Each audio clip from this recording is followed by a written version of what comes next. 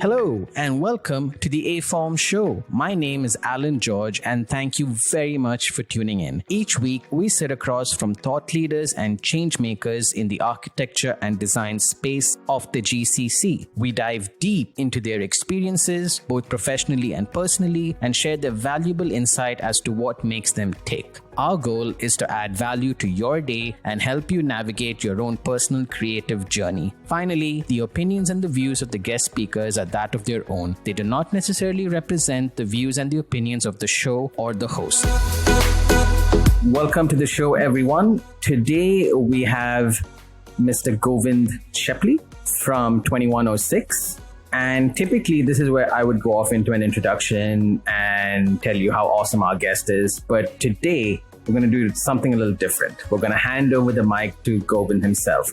So, Govind, welcome to the show. Thank you. And thanks for having us on there. I actually thought you was going to go off on a tangent and be like, well, he's not that good. And I'm not going to explain to you how good he is. Well, maybe we'll wait about 5 minutes for that and then go into that. No, but in all honesty, I kind of want to hear from you because I feel like whatever introduction or whatever background I give is probably what you want people to know, and that's what I found out. So I want to know the real you. It's kind of becoming an Oprah session already. But in all seriousness, tell us about yourself as a designer. Dial it back as much as you need, high school, university, whatever it may be. Where did the inception of, or rather interest in design start from? Where did it grow from? What was inspiring? To be honest, through high school, through college, wasn't really directive to, well, college was towards design. Like it wasn't something that is pretty much in our family, or you generally go down routes where your family have been or sort of things like that. But nobody in my family creative, nobody's design orientated, come from a background where that doesn't seem like you can make much money in it. So we come from kind of a lower class background. So trying to go to design and art and that kind of thing, it doesn't kind of cross our board. So originally left high school, started working as a mechanic. And as a mechanic, I realized very quickly that when it gets cold, don't like working outside, don't like the oil in my hands, so slipping, hitting the hands. So I was like, all right, fine, better go back to college. So again, thought engineering, closest thing to mechanics that we were. So I went down to actually studying engineering. From engineering, I realized I don't really like the engineering part, but I do love the design part to it. So found that there was a design part to it, an element. So again, another year down the line, went to graphics design. So studied graphics design, 2-year course, and worked into that. And through that course, I found that I very much liked architecture and interior design and interior architecture. Did want to do architecture, but again, it was a very long course at the time. So like it's still 7 years. And I was like, oh, that's quite daunting to find those fees to pay for that, right. to say that it's going to like throughout that longevity of time or when you can work. So looked into interior architecture, went to Nottingham in England for that. So which was quite fun. It's a 4-year course altogether, 1-year internship. And then, from there, carried on to the industry. When did I leave? I think it was 2007, 2008, maybe. I can't remember off the top of my head, but I know there wasn't a lot of jobs out there, but we started. And actually, my first job was working with a guy who only had me as a staff member. He had just taken an office, and part-time we were designing, part-time we were building his office. I've got quite a bit of a construction background, so my summer job was construction. So I was actually putting up his partition walls through half the day and then designing high-end residential and hotels through the other day till the office was ready, carrying large tables up 4 flights of stairs with no elevator in central London. So it was quite interesting.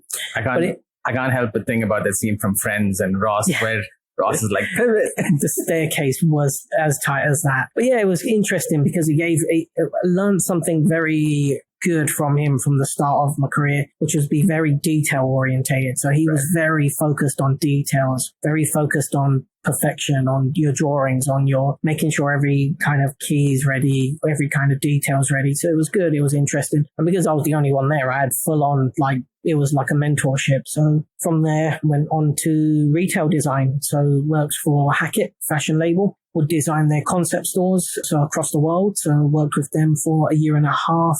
2 years.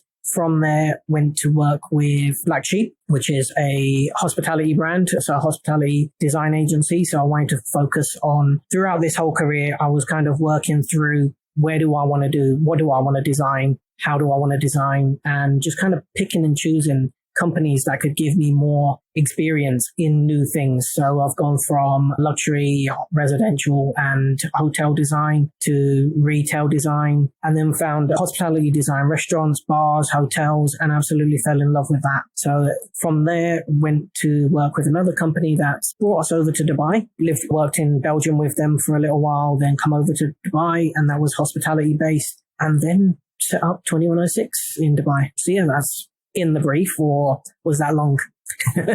No, that's pretty good. Quite a diverse background, I must say, as compared to, I guess, people who just go to school and then go into practice and so on. I feel like you've had a much more wider sort of exposure within the design field itself. But that is something that does come up, which maybe you can probably give us a bit of insight on, which is a lot of designers tend to want to or be inspired to design things outside of their profession. What I mean by that is I've heard of a lot of interior designers who want to now design items of jewelry, for example. I've heard architects that obviously, the cliche, start designing furniture and so on. I guess what I want to ask you is that something you've noticed, as one? And number two is, have you ever wanted to design a car or a bike or something, given your mechanic background and so on and so forth? Cars and mechanics, never. I actually am not a big car fan or mechanics fan. Yeah, it's a strange one. Like, everyone always tries to talk to me about cars and stuff like that. I'm like, don't know anything. But I think going back to the kind of designing of others or other designers trying to design different things, I don't see why not. Creativity is an overspill. And as we were talking about earlier, you may never have noticed that you wanted to design jewelry before that because you were studying to be an architect, but that actually your brand or your idea of what you want to do falls into that, and you kind of want to learn something new. I actually do a lot of artwork on the side, so that's my outlet. Some people have a different outlet, and that could be kind of interesting. I don't see why creativity can't bleed into everything. I guess you would have to understand the fundamentals and kind of try and figure out how to do that and how to product design. I think you're going to need someone there to guide you through it, but anything can be done over time and like learning. Right. I think so. Right. Do you feel one sort of inspires the other, or one kind of feeds into the other in the subconscious somewhere? I think if you've got a passion for something, it's always going to drive towards that way. I don't think if you're an architect and you've been designing a jewelry store, you're going to suddenly wake up and think, all right, I want to design jewelry now. Right. But if you've had a passion for jewelry before and you've kind of found a new love for it, that's where it will kind of go into it. And I think that's where it bleeds into it. I think it's individual people. I think everyone, you'll be surprised how many people just don't know what they like up until they try it. And then they realize that actually this is something that they really enjoy and really want to kind of pursue it. Right. But society says that you have to kind of stick to your profession and sit in that box. It's very hard to kind of go out. Yeah.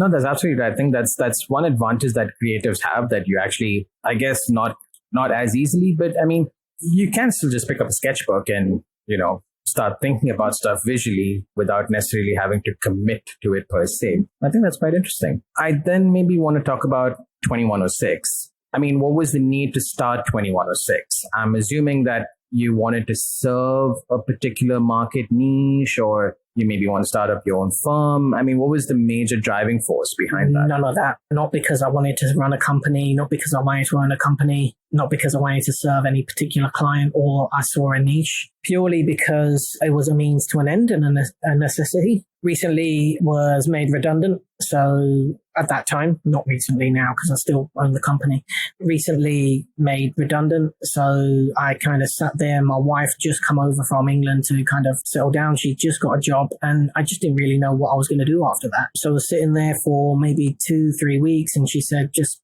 kind of think about what you want to do. Had a couple of job offers and they just weren't right for us. Then I had a couple clients call me up and say to us, look, your previous projects aren't doing so well. What's going on with them? Explaining to them that I was no longer at the previous company and saying, look, I'm not there anymore. So just talk to them. One of them called me back an hour later and he goes, oh, so what are you doing now? And I was like, off the whim, I was just like, I think I'm going to start a new design agency. So yeah, so kind of went through that. And he goes, okay, cool. Again, another hour later, he called me up and he goes, so do you want some work? I was like, yeah, that's exactly what I want.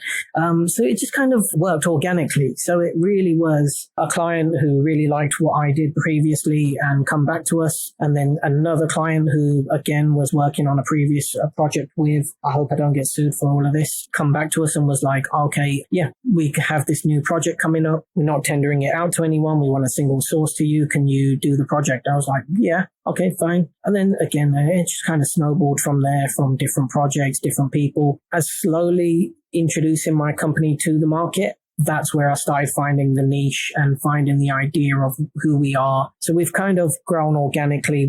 I knew I wanted to kind of be in hospitality design because that's my expertise. That's who we are. And then we just kind of grew slowly. It wasn't like a big bang. It wasn't like, all right, we're all out there now. We need to do this. I remember I did my first article or interview with a magazine and they were like, how long you been going for? And I was like, about a year and 3 months. He goes, why have you never done anything? I was like, I just don't like doing this stuff. I just didn't want to. And I don't think we had the right time to scream about our company. We haven't actually proven ourselves yet. So we wanted to take the time to kind of really like be substantial, have projects completed. Then we talk about what we do. Then we can kind of sit there with a backbone and say, all right, this is what we've done. This is how we've done it. So it's kind of grown organically in that sense. Yeah. Right.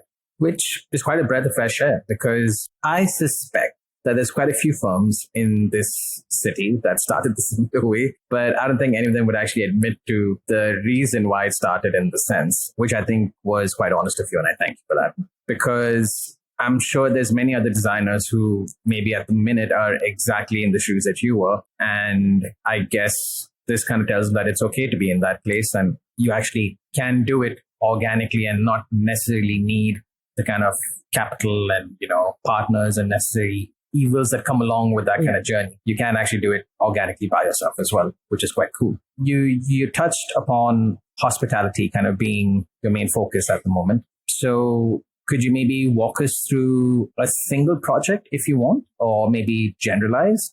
What exactly is going on in hospitality for someone like myself who is not necessarily in that specialty? For designers, what's really going on in that space at the moment? What are people wanting, not wanting? Okay, I think design, hospitality, it's always going to be there. It's always going to be that, all right, we need a cafe here or we need a restaurant there. I think what we're focusing on is not to say just the design part. So what we've realized is that the strategy of design, the understanding of a business, the understanding of how to create something that generates revenue. I think one of the reasons why a lot of the clients come back to us or work with us is because we focus on the business side of it. So we're not focusing on creating like work, which we do. We like just great designs that just look fantastic, but operate terribly or over budget or considered like something that is there for a couple of weeks and then it's gone. We focus a lot on the understanding of what your trends or insights are going to be for the food and beverage for the next 3 years. The idea of what's your footfall, the idea of third spaces in retail, or what are the trends that are coming up, and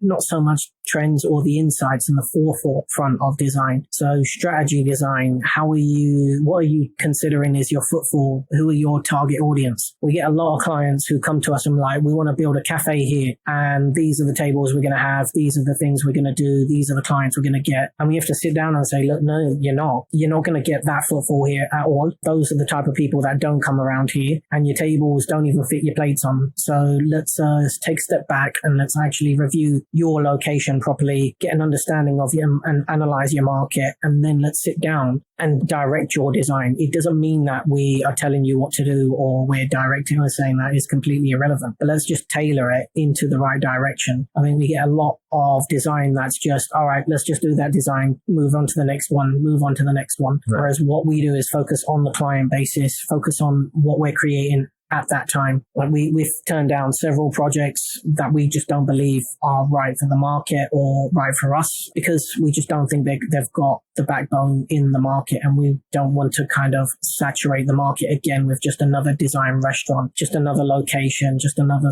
exact same thing. So I think that's where we sit in there, and that's where what we see as the market. Hospitality is a very fierce market. I think majority of the time at the moment, I think when talking to my clients, it's landlord prices, it's renting, that's what's killing pretty much most restaurants and bars at the moment. It's those kind of things that we need to kind of organize a bit more. Right. Would you then also, I mean, clearly if you are thinking about your clients as businesses, which I think is quite clever, by the way, I think a lot of designers don't do that. And I think that kind of makes their design, like you very appropriately said, they don't probably operate correctly, and, they probably don't even work correctly. And yeah, they definitely, they go over budget and so on. I kind of then want to ask you, would you say that you're more of you solve business problems through design? Would that be a right description? I guess so, yes. But I think it's, every design is solving problems. That's what we do. But again, it's not just, we're talking about hospitality, but we've also moved into retail. We've also moved into commercial spaces and hotels. So I guess every project we have, and I think the one thing I've noticed recently is the projects that we're getting referred to by or for are the projects that are quite unique.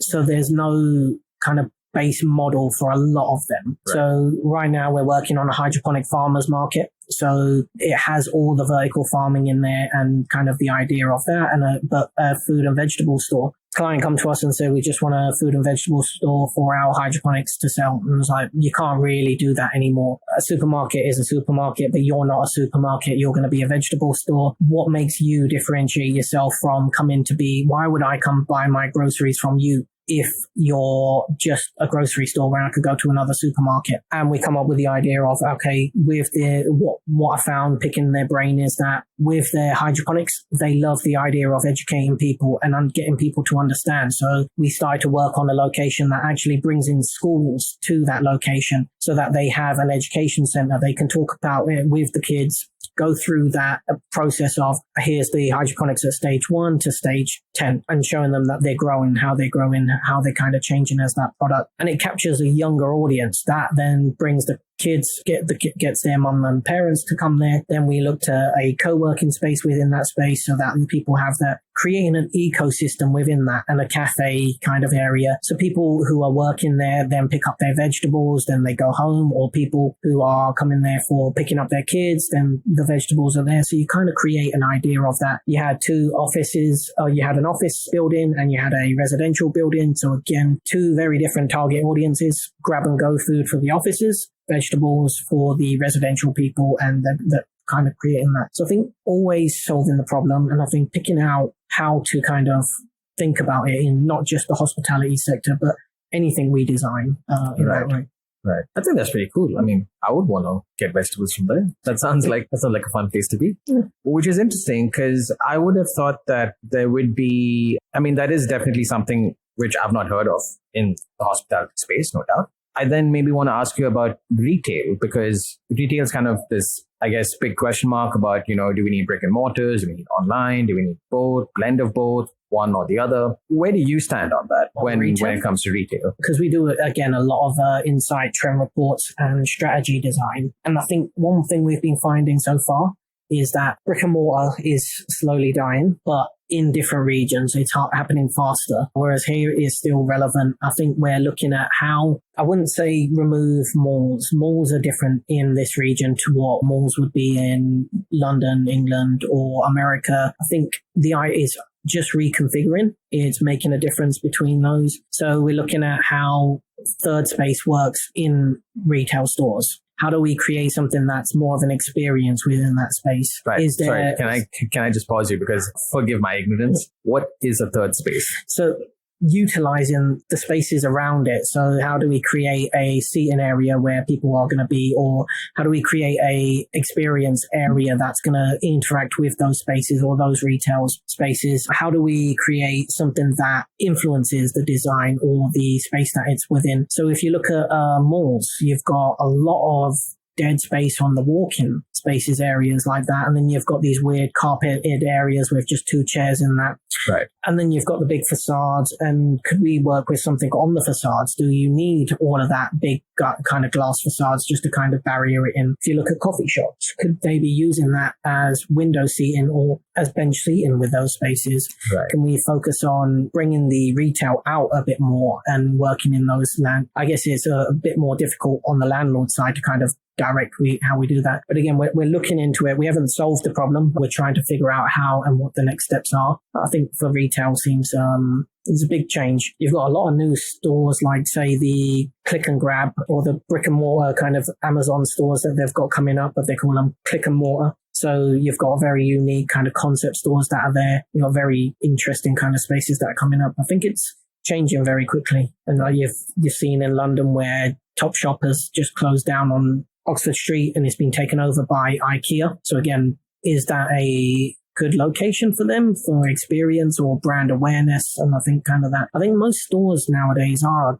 just there for brand awareness and then they're predominantly online. So I don't think brick and mortar is going anywhere and I always prefer to go in store, but I can see the convenience of the online e-commerce as well. Right. I think, when I talk about this to other designers, again, I think a lot of them kind of break it down into 2 sort of segments. So I guess things like your groceries and so on, they're more than happy to do, just open up Amazon, fill out a basket, and, have it delivered, that kind of thing. They don't necessarily want to experience it. But if, say, you're buying a pair of shoes, they still want to go into a physical store, actually hold it, actually kind of feel the textures and so on. And then probably still do a transaction online, but still want that kind of tactile experience. But I'm imagining that's for designers. That makes sense. But from your insights, do you think that that's what the general consensus is with the public as well? I guess I can't talk for the general consensus of the public, but I think so. I think it's very hard to kind of predict at the moment for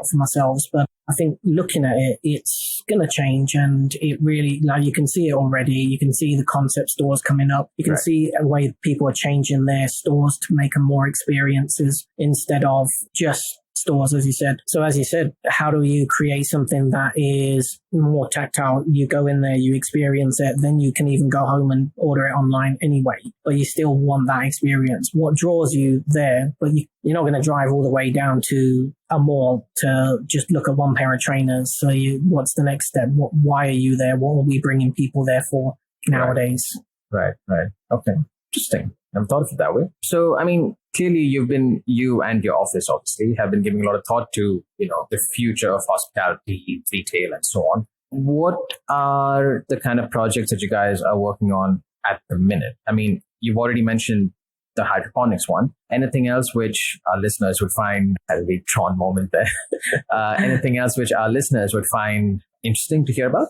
We have a digital bar opening up in Expo. So it's predominantly focused it's a rooftop bar. So it's focused on the idea of art. So it's surrounded by digital screens on the bar. It's surrounded by LED screens. And the idea is that how do we create an adaptive environment that works for the artist? So he will then come in, plug in his artwork, design, create an atmosphere that what suits him. And then you create the music, the design around that and kind of working into sitting in this ambience of a particular architect. Then, because again, it's the expo, it's all about that transient nature. So we wanted to create something that actually can change over time. So again, next week you can have a different artist in there. You draw the same people who are coming in.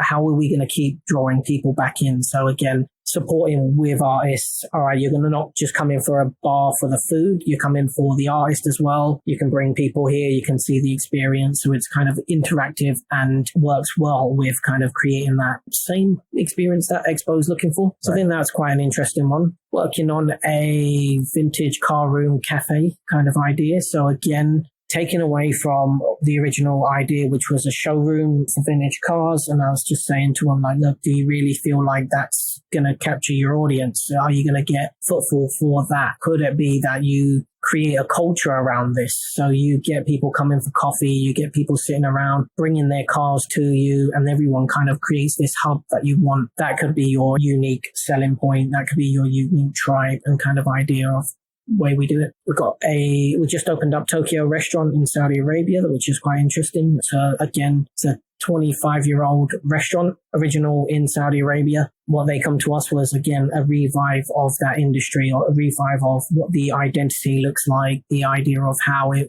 is perceived, the brand identity, the look and feel of it, just to make sure they realize that within their market, they're coming up against a lot more restaurants coming out now that they never had before. So the competition is becoming a lot more fierce for them. So they needed to kind of keep up with the times and making sure that they focused on a design that's going to be there for the next 6 years. Right. Yeah.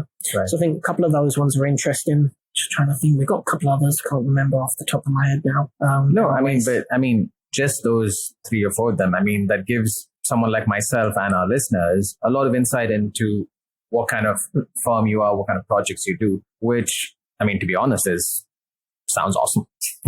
But I guess the unique question which I'm thinking of, again, as a designer, is when you do projects like that, which quote unquote have not necessarily been done before, and therefore you don't have, kind of a roadmap to follow. I'm assuming that there's a lot that you need to learn about other industries. For example, I can see you wanting to know a lot about tech and, lighting and programming even. How do you as a firm go about kind of understanding those fields and then feeding them into design? I think we work with people to do that. We don't know everything. So what we're very good at is partnering with people. So we partner with a lot of different companies to kind of say, all right, look, this is what we're doing. This is how we're going to do it. Or this is what we're aiming for. And again, working with clients and sitting down with them and going through that. The reason why we have these interesting projects is we're quite focused on happy to say no to other projects. As I mentioned before, we're a young agency. We're trying to find our feet. So that means that we don't need to take on a lot of work. We don't need to take on everything. We're not trying to grow and be the next best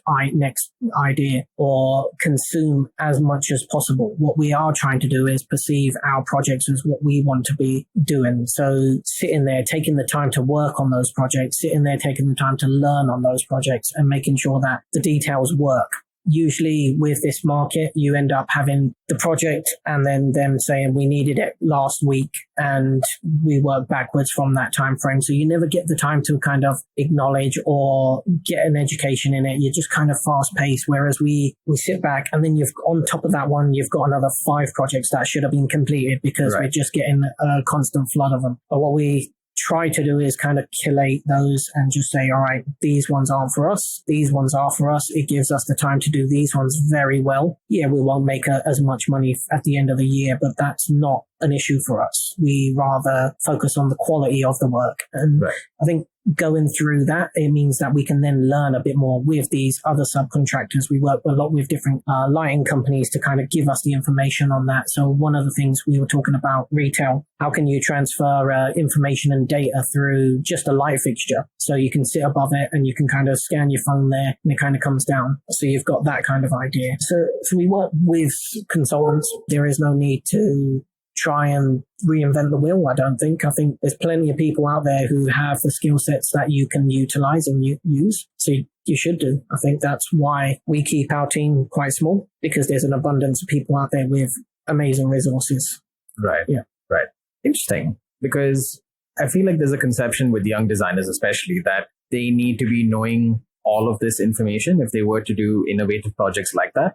But it's nice to hear from someone like yourself that you don't need to know everything, which you can get into it, and I think you can learn something from it. And as long as you're willing to learn about it and really kind of focus on it, then I think there's no reason why you have to know everything. I think you can't know everything. It's just the same as me running a company. I thought I had to know everything and do everything very well. And then I started realizing it's just better to delegate the work to the right people. Who know what they do. Yeah. Right. Absolutely. Which really, in my opinion, is probably the right way to do things.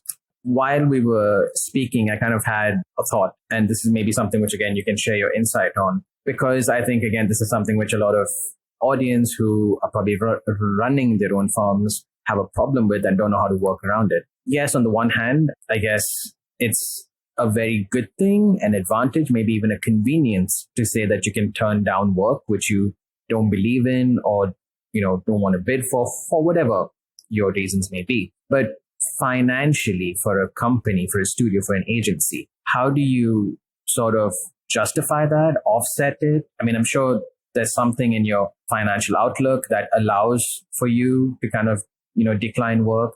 Was this a conscious sort of effort that you put in to the business? Yes, I think starting off, one of the things that I did and spent months learning is finance. I think understanding your finance, understanding your forecast, understanding what you want to do and achieve, understanding how many projects you need to take on with your staff and how many projects your staff can take on. I think one thing that I've realized in this region, people finance, like it seems that most people are like financially inept. Just understanding how to run a business, you need to know 80% of it is finance. You can have the best company in the world, but if you don't understand your finances and you're just hemorrhaging money, then it's pointless. You're literally just working for free. So I focus for my first year, I spent pretty much the whole year focusing on understanding finances of a business, understanding finances of a project, the value of it. How do we work to minimize the spending that we're doing on a project? How do we kind of create that? And it's not what I'm saying and how we've done it is not something that happened at the start when I created this company. It's been something that's grown over the time, over the kind of experience that we've had. Don't get me wrong, because again, we've lost monetary values on projects and sort of things. We've gone through it. I think it's understanding where you want to be. If you say you need to turn over $10 million, then you're going to have to consume every project that you want because the region won't allow for it. You need to then target your highest of the highest clients. You need to do X, Y, Z. But we are a boutique firm. We don't need $10 million. We need X, what will work for us. We don't need to hit that now, but we can do that in 5 years. We're taking our time to build up to that. I like the idea of taking our time to understand the finances, understand the projects that we need, and then directing ourselves into that. So we know we need 10 projects. Okay, what type of projects do we need? We need this one, this one, this one. Okay, now let's break down the fees on those ones to see where we can do that. That's going to then end up with that end result. So you can just work backwards on it. It's not rocket science. It's pretty black and white when it comes to finances and when it comes to running a company on the finances. Yeah, you're always going to have a up and down. You're going to have a variable. You're going to lose money here. You're not going to be able to predict that. But as long as you can kind of value in what your overall is and you're not overstretching, you can have, if you say you need 10 people to do that work, do you? And you're always struggling to pay people's salaries every month, then I'm pretty sure you didn't need that 10 people. You needed 5 very good people who can manage that properly, who know what they're doing and who can actually give you the advice on how you're working. I think that's the way that we see it. If you need outsourced team, then you can work with outsourced team. You don't need to. That then can plug into your fees. You know exactly how much that's going to be. I think it's working smart, and then you can kind of work backwards into that. I think, and don't get me wrong, it works for us now. Like our second year, that was great for us, and our second year was through Corona. Not many people will say it's a great year, but it allowed us to slow down and sit there and really build a rock foundation of who does what. How many systems we have in place? How do we work? How can we streamline the company? Where are we wasting money? Where are we losing resources? And it kind of allowed us for our third year to really hit the ground running. We are 5 people and we're on a constant rotation between 9 and 10 projects. But because we're so streamlined and we're so organized, we can kind of direct that. And plus we have the odd client who needs something yesterday, but we can work into that. But most of the clients we're choosing right now are the ones that value our opinion, value the time frame that we're doing, and we'll sit there and be like, okay, yeah, let us take the time to do this. And we're not just chasing our tail. I think the problem is a lot of people have always had to work in the backwards of, all right, yeah, we got that project, but they needed that delivered 3 weeks ago, and the clients wasted their time, and now we're trying to pick up the pieces. Then the design suffers, then the finances suffer, then someone's not happy, and it's a domino effect. So we kind of focus on that. And from the opinion of how do you do that? I think it's what is your expectations? If your expectations is to consume as many projects as you want and make as much money as you want, then you're going to need to consume as many projects. But if you have a budget and you have an idea and everyone's happy, then you can work backwards into finding those projects and curating your work. Right. Yeah. Right. I guess then the question I want to ask is, obviously, most designers tend to become principals or, sort of design directors of their own studios and so on. Most designers tend to not necessarily have any kind of background into finances or actually running a practice. Invariably, that's something that comes with experience, the more projects you work on and so forth. But for, say, a young designer that wants to start off their own boutique, how does someone like that go about learning finances? We literally live in the best age possible. Internet. That's the only way I learned. Internet, books, podcasts, talking to people. You can look, I'm pretty sure everyone knows a finance guy or a financial director. Just talk to people. People know stuff, and the internet's full of information. You can find anything you want there. If you need a flow forecast sheet, you can find a template on that. If you need a cash flow sheet, you can find that. As long as you understand what you're looking for and you can kind of go through that. I spent months reading books, understanding finances. That's where you can start, just reading books, reading the finances, understanding it, and just going through that. We live in everything's at a click of a button. So I think that's where we kind of sit, and that's where I think you can find it from. Other than that, podcasts like these. Awesome. Little shameless plug for the aForm show. I'm not going to lie. But yeah, I mean, that's exactly the purpose of this show, to get that kind of information out. Govind, sort of as a final question, which honestly, this was the one that I was most excited about. So I'm going to try and go through it calmly. We in the show call this the utopian question, and utopian because I guess you'll figure out why. It's basically a hypothetical pose to you. You have a client that comes to you, says, Govind, here's a blank check.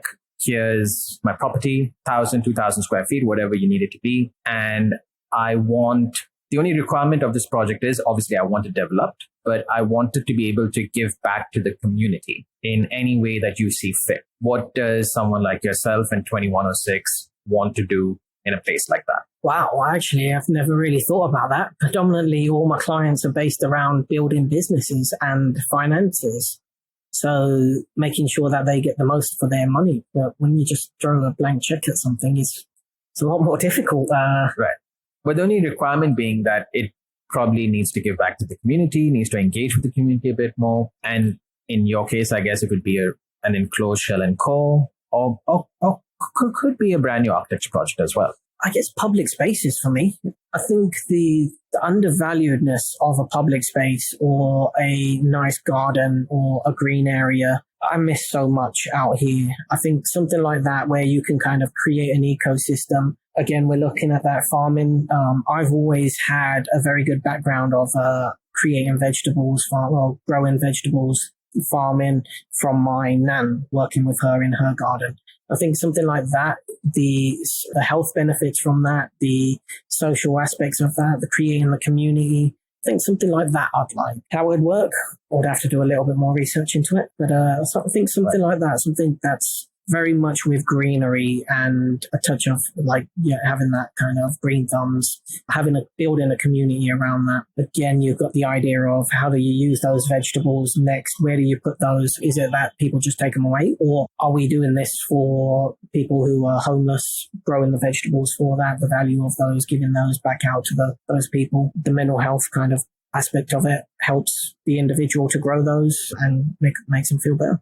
Right. I think that's it, just off the top of my head. I never really thought about that, to be honest. I am going to say that I'm quite happy to report that most of our guests that answer this question tend to be in pretty much your ballpark. And that says something, which I guess we can proudly say that we can provide this insight, that all designers want to stitch the master plan of the city together. We all want more public spaces, shaded green areas, engaging the community, increasing just interaction without having to be at a mall, for example. And it's good to see that everyone's headspace is pretty much around that. It's quite encouraging because in my opinion, I think that that's exactly what the city needs as well. So yeah, that's super cool. Thank you so much for that.